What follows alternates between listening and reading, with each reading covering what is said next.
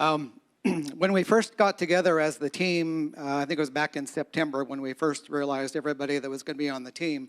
And we had our first meeting and we got some paperwork from Lee, and it said that the title of our team was Guatemala Impact Team. And I was thinking, wow, that's kind of a bold statement right off the bat. But we met monthly, we prayed for each other, we prayed for the trip, we prayed for Guatemala, and there was a real spirit of expectation. Some of you might know Dr. Matai Matai. He's an evangelist, a missionary from India, and that's one of the things he always said was that one of the keys to revival is a spirit of expectation. And so we went into this thing expecting that God was going to do things, and he was even going to use us. We had a list of things we prayed for Guatemala and for the team, and one of the things on there was in Guatemala to break the idea that only pastors and church leaders could be praying for people. And when I saw that, I thought, that's not just a Guatemala thing, that's an all over the world thing, including right here a lot.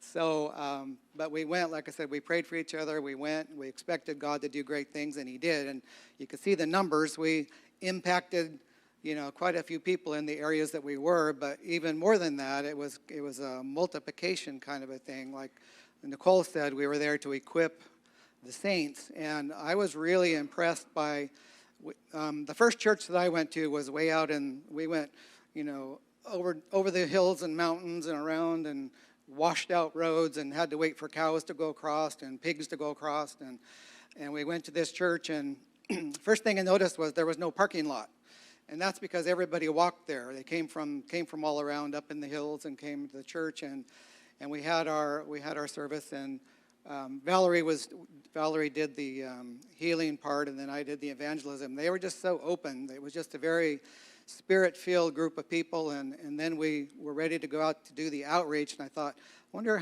if they're really going to want to do this, and they were all for it. They were ready to go. Like I said, they were very spirit-filled, very welcoming, very open, and in fact, we got invited back another day to that same church.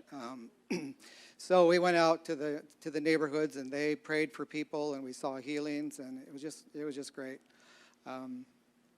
So the other thing I'd like to say is it felt like God was really teaching me about community. Even before we went, we felt like we weren't just going on this trip. We were being sent out by our fellowship here. I know a lot of you were praying for us. Some people donated financially. A lot of people came up to me before we left and asked if I was all packed and ready to go.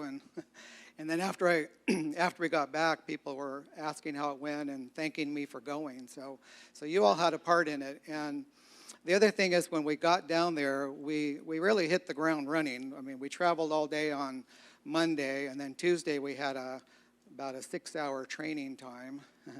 And then the next morning, and also during that time, we met the team from our Guatemalan teammates that were going to be there, our interpreters and helpers, and it was like we knew each other forever. As soon as we got together, we went out to lunch, we had the training. It seemed like we knew each other forever, and they were awesome, and we couldn't have done it without them. And it was really a pleasure and a joy being with all these people for the week, and we're just thankful for everything that God did.